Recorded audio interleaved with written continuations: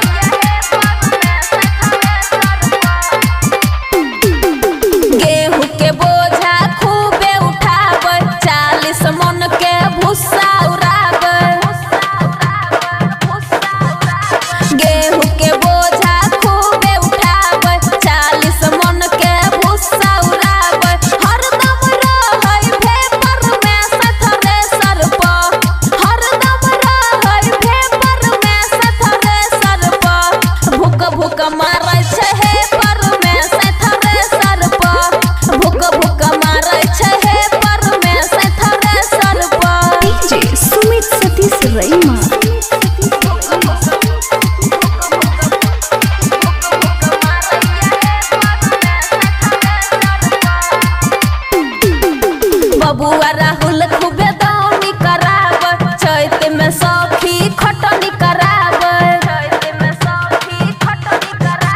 बबुआ राहुल खूबे दौनी कराब, चैत में सखी खटनी कराब।